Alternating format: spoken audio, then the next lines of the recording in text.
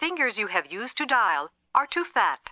Take on the track now with Disney Speedstorm, the ultimate battle racing game featuring some of your favourite Disney and Pixar characters, which you don't get to play as.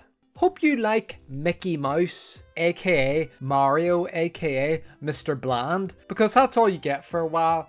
Eventually unlock Donald Duck, Goofy, Mulan and Jasmine on the Battle Pass. They're the free ones at the time of this recording. Can I buy the rest? No. You can buy shards. Each character has specific shards, which you need 10 to unlock them. Next, you need to buy 75 more shards to max out their level if you want to play competitively. Let's see how much that costs.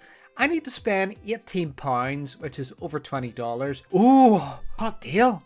On tokens to buy Hercules, 50% off. If I were to include that in the cost of max leveling him, I'd be paying roughly well over $100. Or I could spend those tokens on 200,000 coins. It sounds a lot. It lets me buy a universal box where I can get a couple of shards from random characters. Useless because you need to get 10 for each character to unlock them. Please don't spend money on this game. Disney has enough notes to wipe their bums. Pro tip, you can earn that amount of coins in the single player for free. Forget the tokens, so they're as rare as gold dust. Having completed 4 world tour campaigns, I can barely afford the cheapest items in the shop. This doesn't stop the shop prompt being pushed in my face constantly in the menu. Keep pressing cancel and learn to wade through the shit. Also, Disney, you don't need so many hashtags in your menus. Zoomers don't care. This isn't Instagram or Twitter, now called X, stupid name, by the way.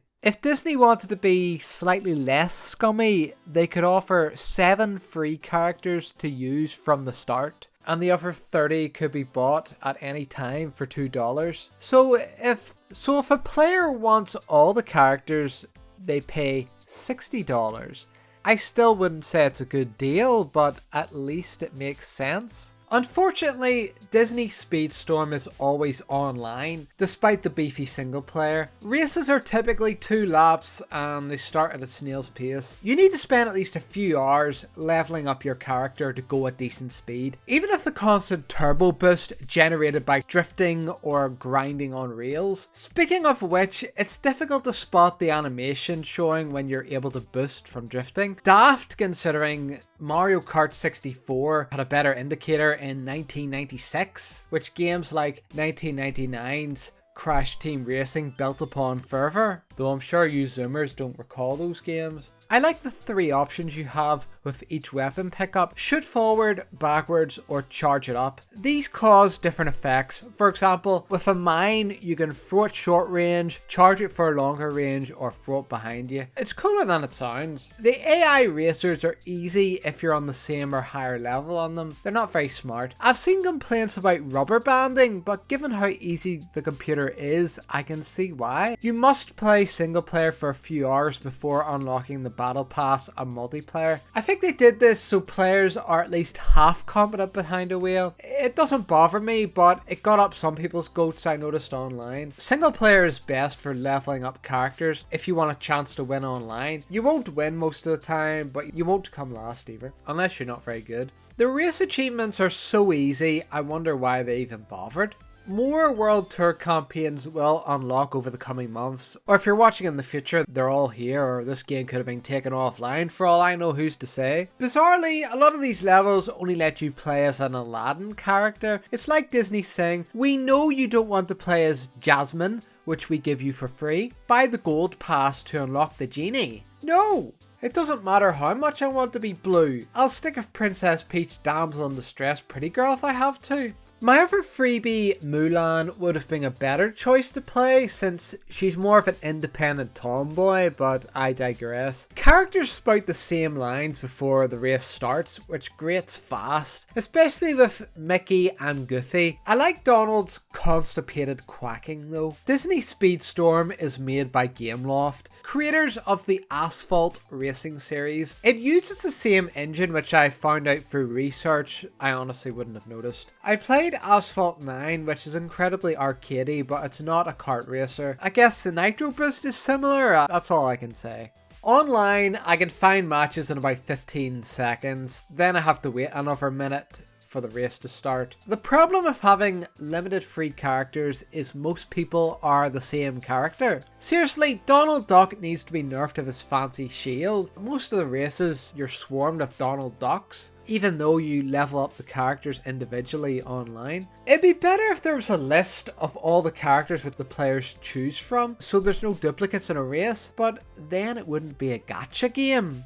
I'm starting to think Disney's game business model isn't flawless. They should also show character abilities in multiplayer. Unfortunately, you can only view them in the single player. You can choose from 4 guest characters in an online mode, which changes each day, I think. I don't even know if the online mode is still going to exist in the future, but it's here at the moment. The graphics look like they're being made to run on the weaker Nintendo Switch hardware, meaning they're passable but not exceptional. Graphics settings are sparse. They run smoothly on my low-end gaming PC. Good for us cheapskates, but not so good for the $4,000 PC Master Race Command Center rig that somebody spent their month's rent on.